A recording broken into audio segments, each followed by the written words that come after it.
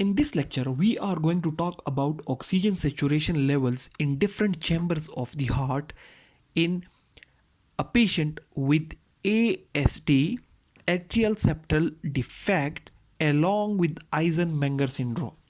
Now, what is basically Eisenmenger syndrome?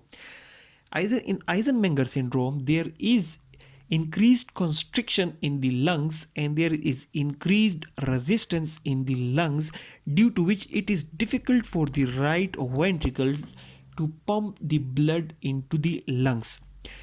I'm not going into detail, but the most important thing that happens in Eisenmenger syndrome is that there is increased resistance in the lungs due to congenital anomalies, because more blood is going there. So due to increased resistance in the lungs, it is very difficult for the right ventricle to pump blood into the lungs. So the flow basically reverses. Now we are going to explain it.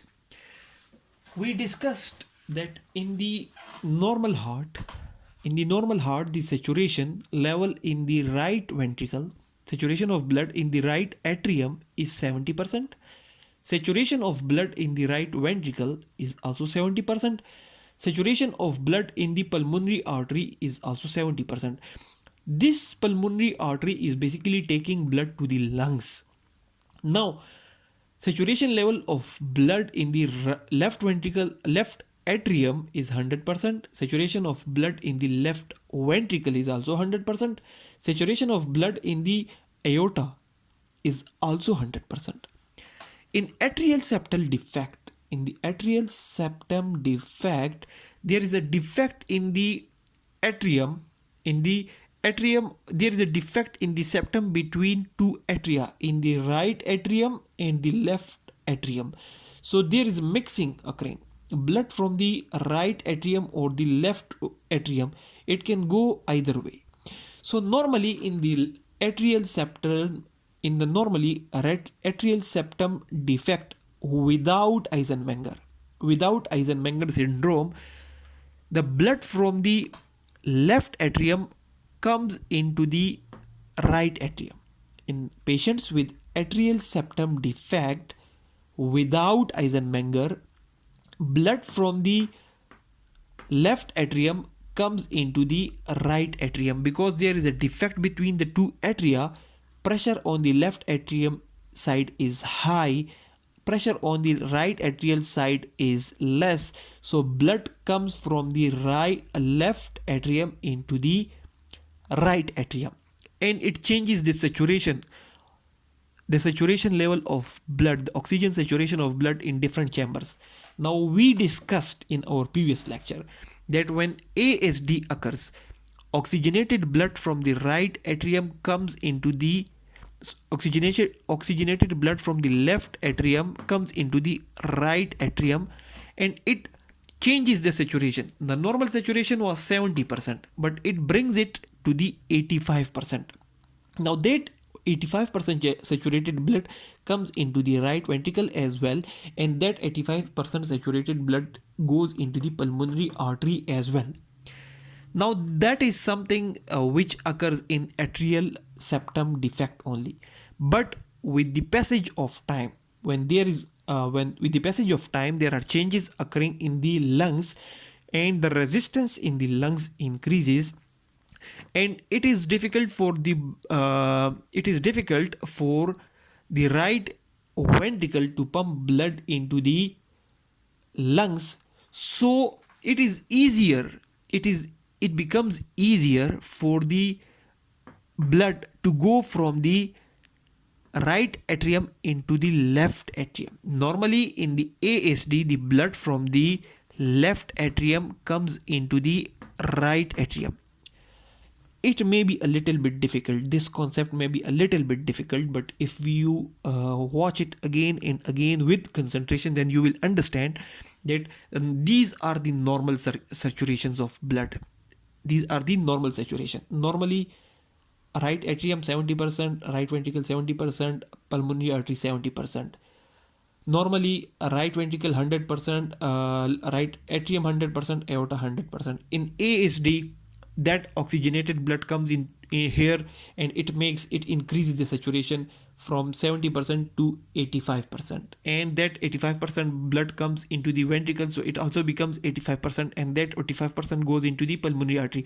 But in ASD with Eisenmenger syndrome, the movement of the blood reverses. And it is impossible for the blood from the left atrium to come into the right atrium, because pressure here is very high. Pressure on the right atrium side is high due to Eisenmenger syndrome. So what happens is that blood cannot come from the left atrium into the right atrium. Rather, blood starts moving from the right atrium into the left atrium. When blood starts moving from the right atrium into the left atrium, what happens is that the saturations become 70% in the right atrium, 70% in the left ventricle. 70% in the right atrium, 70% in the right ventricle, and 70% in the pulmonary artery. But saturation in the left side changes. Now the saturation in the left atrium is 85%. Saturation in left ventricle is also 85%, and saturation in aorta is also 85%, because once this deoxygenated blood 70%, once it moves into the the left atrium, it becomes 85%. Now that 85% blood comes into the ventricle, it also becomes 85%, and now that 85% blood moves into the aorta, so it also becomes 85%. Basically, the red color changes, the red color figures are basically showing only atrial septum defect, while the blue saturation levels, the blue color saturation levels are showing ASD with Eisenmenger syndrome. So normally, I will just revise it once again. Normally, the saturation of blood in the right atrium is 70%. Normal saturation of blood in the right ventricle is 70%. Normal saturation of blood in the pulmonary artery is 70%, which is taking blood into the lungs. Normal saturation of blood in the left atrium is 100%. Normal saturation of blood in the left ventricle is also 100%, and in the aorta it is also 100%. In ASD only, with no Eisenmenger syndrome, blood from the left atrium comes into the right atrium. Because pressure on the left atrium normally is higher than pressure on the right atrium. But in ASD with Eisenmenger syndrome, blood from the right atrium goes into the left atrium, because in ASD with Eisenmenger syndrome, pressure on the right side is higher than pressure on the left side. So when there is only ASD, 100% blood comes into the right atrium, and it makes the saturation 85% instead of the normal 70%.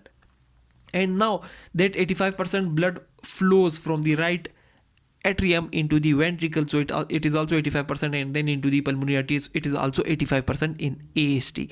But in Eisenmenger syndrome, that 70% blood moves into the left atrium, so it becomes 85% instead of the 100%, while the saturation of blood here remains normal 70%, because blood cannot come from the left side into the right side. Rather, blood from the right side is going into the left side.